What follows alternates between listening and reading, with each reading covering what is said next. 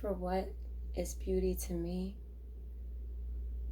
something past what the eyes can see.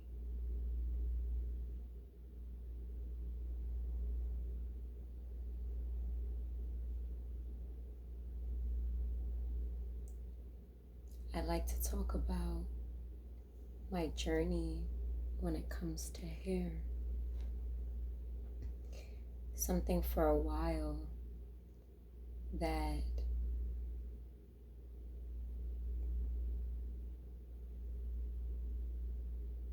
I put so much energy into has been a symbolism of vanity, has been a symbolism of what I thought beauty was supposed to be. And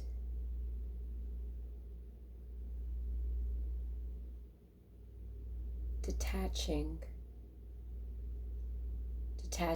from everything outside of me and realizing that it is just another mask.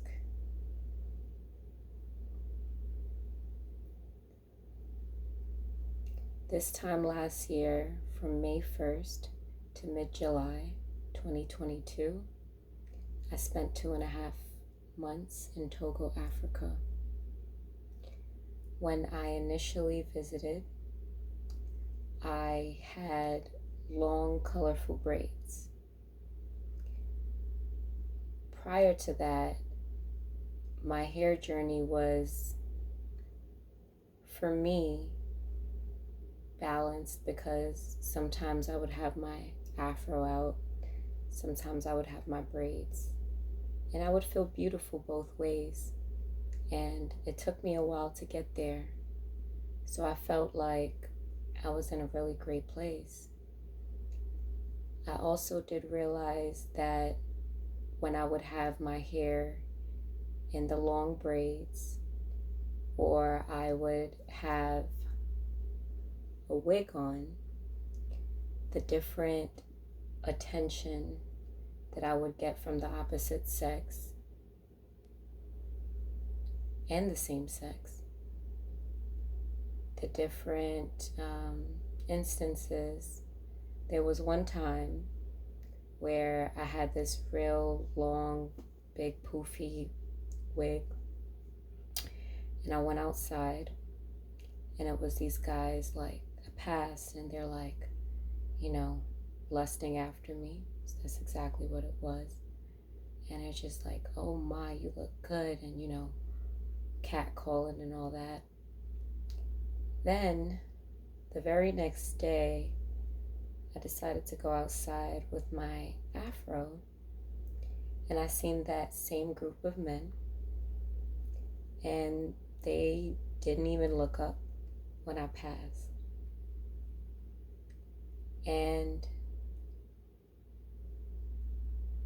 through this self-love journey and confidence in being, I still take notice of those moments, and I find it to be really interesting. And as a reminder to truly love myself and all of my being, and not to let any other person or persons validate me, whether it's through how I look or who I am as a being. And this, again, has been a journey. It still is a journey. However, I'm very confident now as far as just allowing myself to be in my free expression in whatever way, shape, or form that may look. Now, I say that, and most recently today, I decided to trim, detach, cut off my locks. And this is the shortest that I've ever had my hair. It's funny because I'm a part of a inner child event this upcoming Sunday at Rafa Art Life Center, Brooklyn, New York. And I feel like I probably haven't had my hair this short since I was a baby.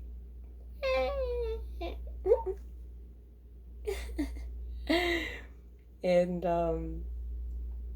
it is very, very interesting, and this is just going to be such a fun journey.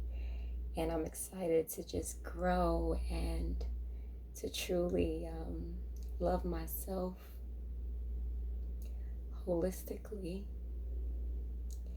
and embrace the change, embrace the newness, and detach from any energies that was not serving me. So back to my Africa journeys. When I was out there, a lot of what inspired me to, I had braids in the beginning of going to Africa. Then I ended up, one of the young ladies actually, she braided my hair with some like colorful braids that I found in Africa. And like out there, they like to braid because I usually braid my hair myself. And she was like 12 and she's like, could I do it? And I'm like, I ain't gonna stop you, sis. It took hours. When I say hours, okay? She even after a while was like, my hands hurt. I'm like, it's okay, sis. Take a break. You're good. I appreciate you though. You know? And so it was a point though, after that, I believe I had it in for like maybe a month. Like, yeah, 3 weeks to a month, which I probably would usually keep it in longer, but I got it out of there. And for the duration of my time in Africa, I ended up keeping my afro out. And it was times that I wouldn't even really pick my hair. I actually brought a blow dryer, which I don't tend to use a lot. But, you know, my shrinkage be real. So sometimes I just wanted my afro, because my afro, it was pretty big. But like with my shrinkage, it would be like a little bit bigger than this. And I'd be like, yo, I want my afro to be like the Black Panther afro. And I just stopped caring. It was like I had a girls' leadership program in which I taught 25 to 30 girls. 25 to 30 because it would be different ones. Like I usually had up to 25 at one time, but it would be different young ladies at different times. So it was about 30 that I had, like, and out there, they all shave their head if they're in public school.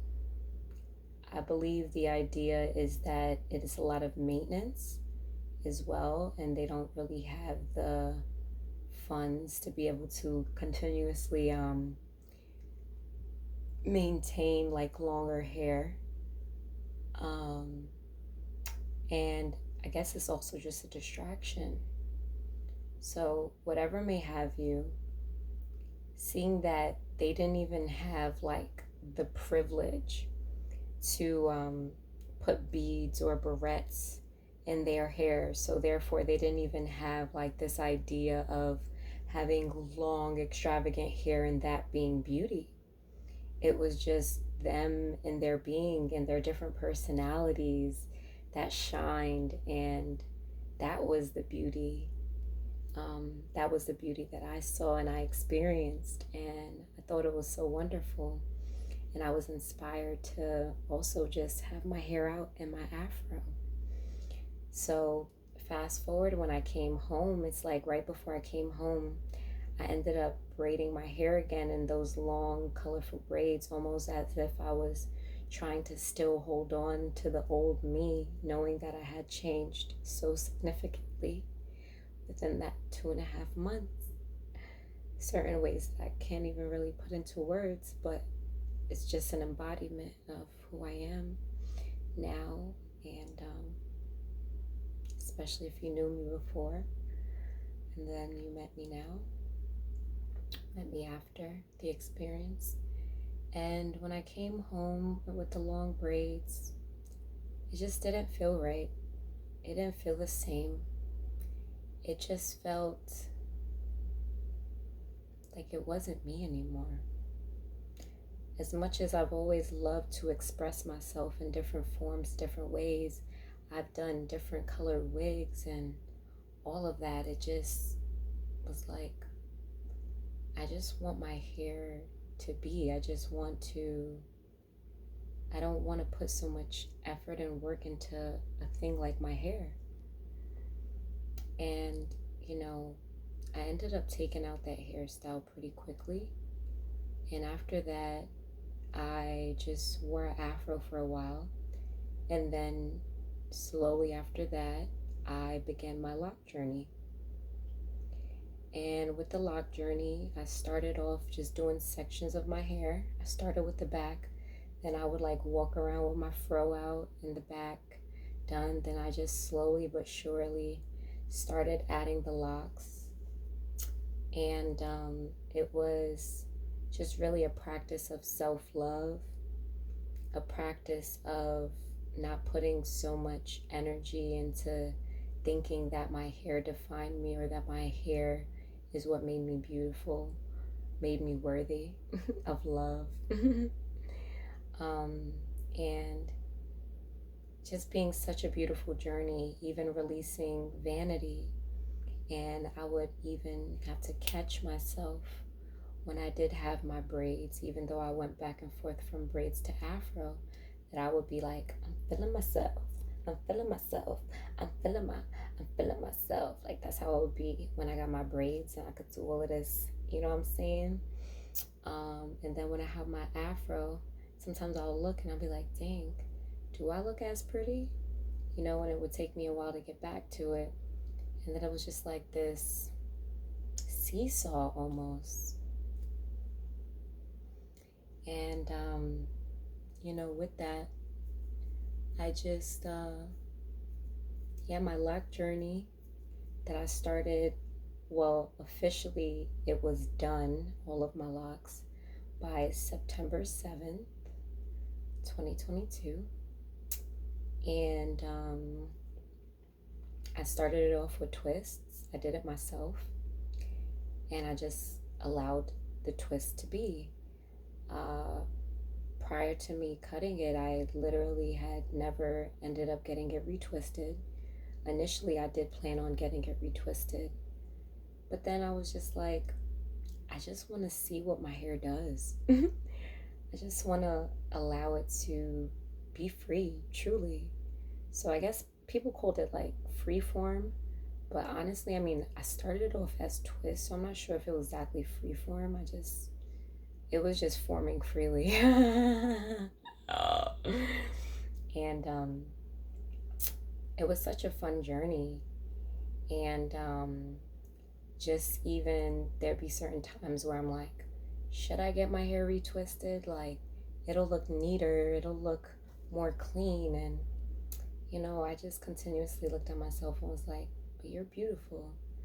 And I love your hair, is the message I kept getting. Like, I love my hair.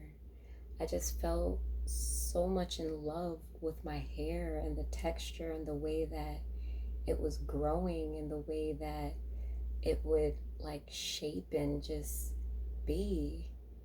It just helped me just love myself so much more. And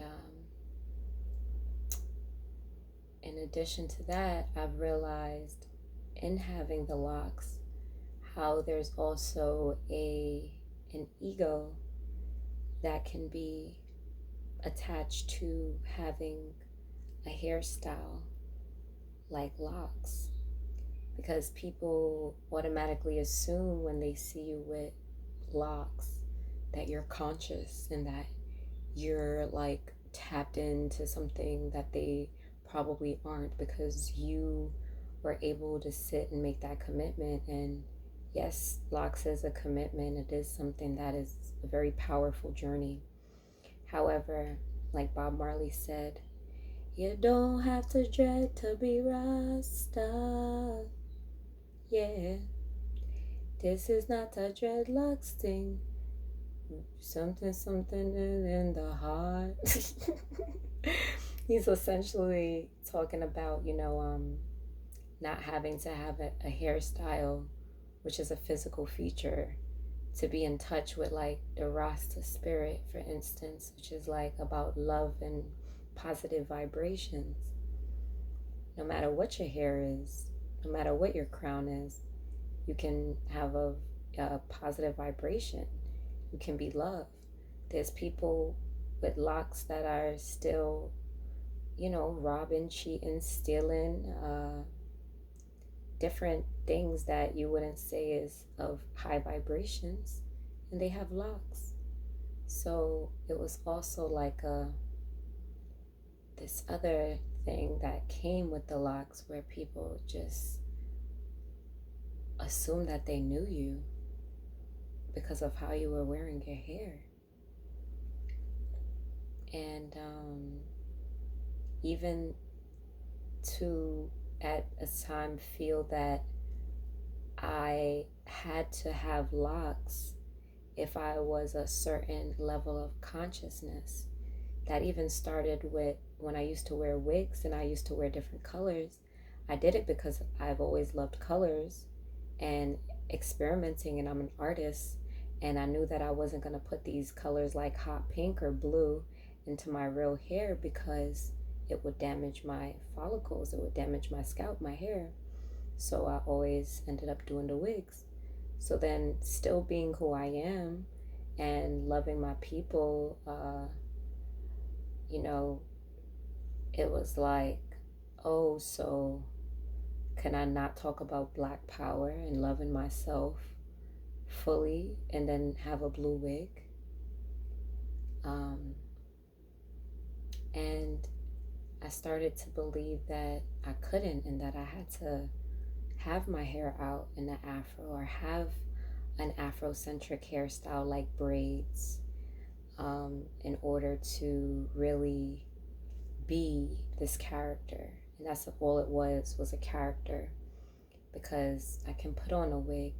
And even if we think about ancient Kemet, like literally wigs showed status. It showed that you had the means to be able to adorn yourself in wigs and metaphysical stones, adornments, cloth, specific linen, and certain fabric and material with the thread counts, I'm saying, up there, because you had the means to do it.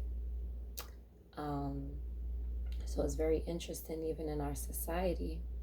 It definitely is also a thing when it comes to the Black culture, or Black women putting their hair like Europeans, and thinking that straight is more beautiful than afros, is more beautiful than kinks and coils and curls. So that definitely is a thing.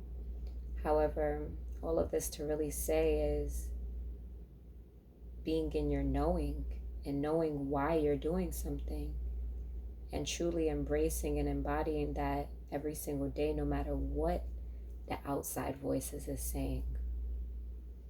And I got caught up in a lot of that, and I acknowledge it. And however, I'm so grateful for the journey. I'm so grateful for the growth. I'm so grateful for the detachment.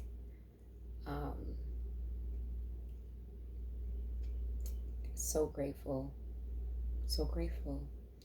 even for a while, even when I started growing my locks and then just being very into like, yo, I just want my locks to get really, really long so that I could, like I'm just thinking like princess vibes because like princesses always have long hair. And like just growing up, I was just like obsessed with just having long hair. And I just always wanted my mom to straighten my hair, not because I thought straight was prettier, because I always actually liked puffy hair, even if it was like that. I more so just wanted to be like, no, like I want you to see my length though. Like so my straighten my hair so you could see that my hair is down my back. You know what I'm saying? And all of these fun because it's fun, to learn all of these different conditionings growing up. It's really interesting. However, just getting back to self and getting back to that self-awareness, that self-love, that embracing all of you in whatever way, shape, or form it may be. So I just want to say this to me, and I want to say this to you, that express yourself in whatever way that you see fit. Just always be present in why you are doing something. Are you putting on a wig because you don't feel beautiful if you don't? Or are you putting on a wig because you just want to try a new look and you're an artist, you're creative, you're an infinite being, and you can do whatever it is that you want and brings you happiness? What is your why? Are you putting on makeup because you don't feel beautiful without it? Or are you putting on makeup because you want to try out a new brand? You want to try out a new color? You want to see how it looks with your outfit because you're just creative and you like to have fun in that way. And makeup is something that's an art form for you. It's healing for you. To, my experience, because coming back from Africa, I started like face painting and adorning myself in tribal makeup, and also like just fun face paint. I've even done like the children face paint, and it's so fun. And I realized, like, me not having any experience knowing how to do makeup, I just know how to do lipstick and like mascara, legit. um but me not having that experience, doing face paint and the tribal prints and all that, it was like such a fun experiment and such a fun thing to do, that it just was like, like, and I was also saying like, it's different from painting on somebody's face versus painting on a canvas, completely different. So I would find myself like, I want to experiment painting on people's faces. And like, it's just fun, um and even when it comes to like adorning my face in certain tribal prints and African prints, it's like I was called to it. I had never really done it before except one time for Afro punk, and I got a sistren, which is like my cousin's mother of his children, which that would be like, she's like my cousin-in-law, I guess.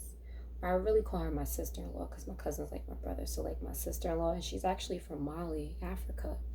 So she's a makeup artist. So like 2 for 1 deal. And she just did my face so pappin' for Afropunk 2017 with the tribal print, and it looks so fire.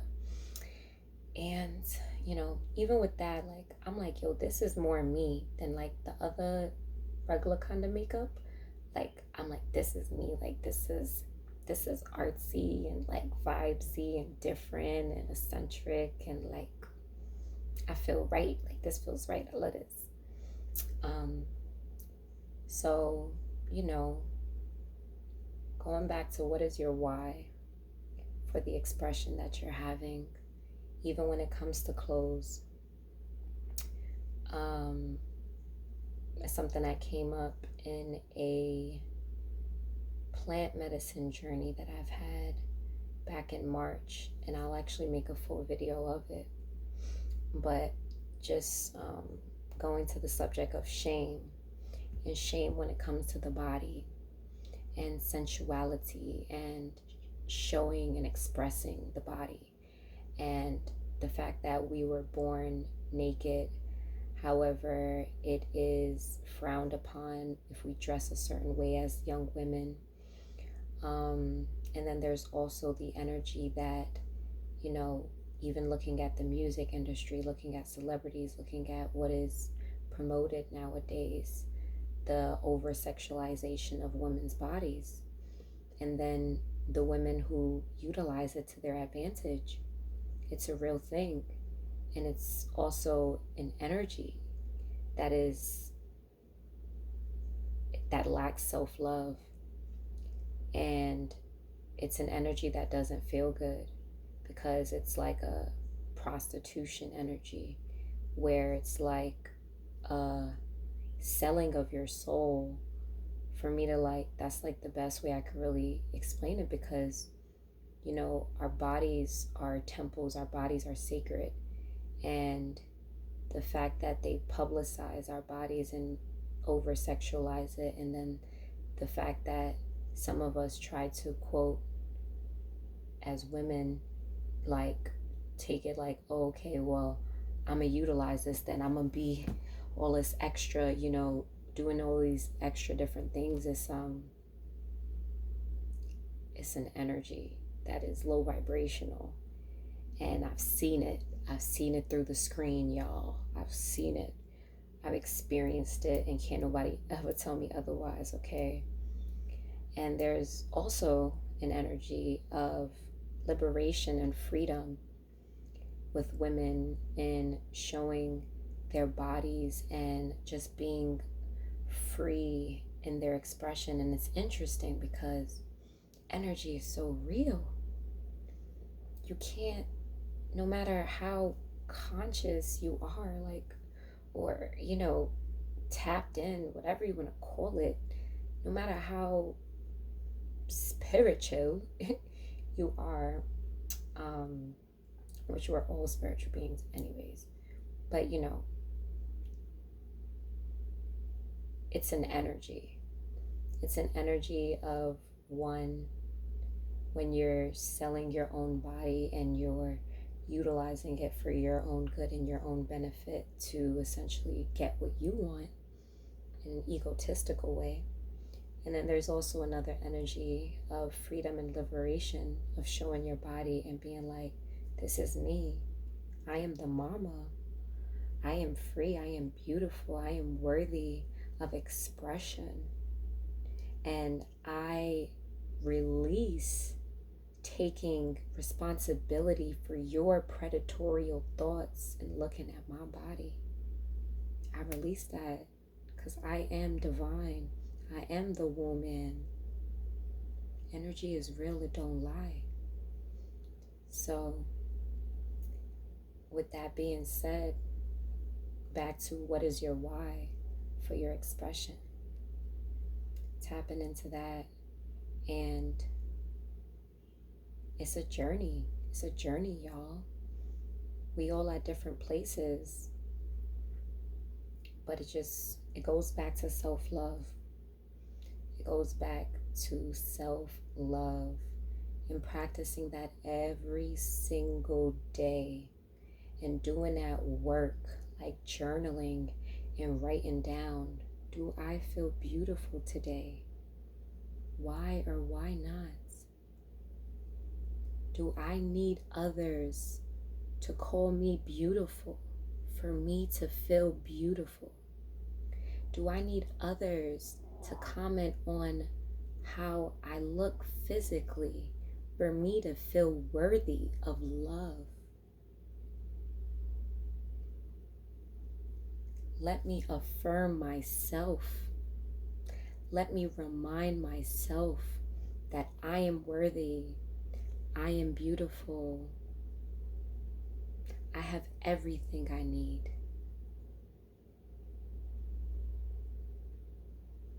I am powerful. I am the womb N. Life begins with me.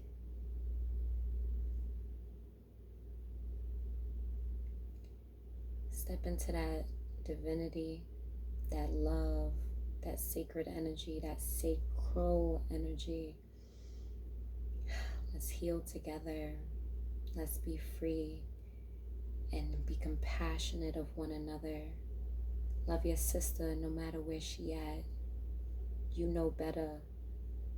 There's no such thing as better. That's a lie that they try to tell us to separate us. We all have a different journey, a different path, a different purpose. So let's just come together and work with one another so that we can help each other on ours.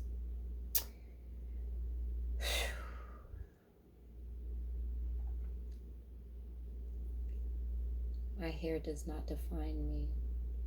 My hair does not define my beauty, because I am beautiful from the inside out, not the outside in. I want to say this last part. It is so important for us to practice kindness, to practice being compassionate, to practice love amongst one another.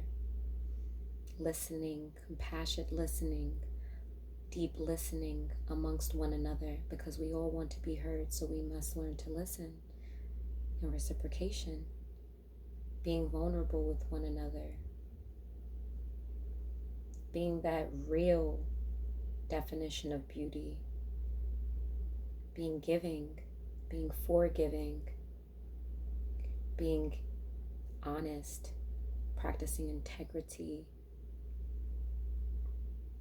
Because as we age, right, our bodies begin to diminish. We begin to get wrinkles and crinkles and sprinkles. And we don't look like our younger selves. We don't look like that young, vibrant 20s, 30s, 40s versions of ourselves when we get to our 70s, 80s, with the blessings that we make it to those ages. And I realized that at that stage, as you're getting older and your body's getting weaker perhaps, or like it's showing, that's really why we need to always be beautiful from inside out, because nothing lasts forever, right? Nothing lasts forever, physically. But what does last forever, that I would say, is love. And if we are always love, then we're always beautiful, no matter what stage we are in our life. So I just wanted to share that it's really important to practice these things. And patience. I have a book right now that says love is patient, love is kind. You know, practicing that love so that when we do reach these ages and, you know, we don't look the same,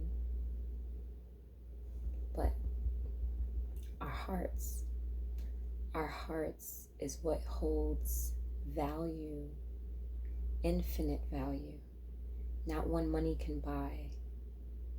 When people are paying for what you look like now, they're not going to be paying the same thing when you look different.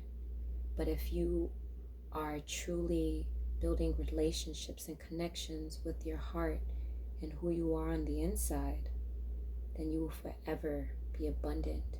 You will infinitely be abundant and guided and protected, and you will always have love in your life because you are loved.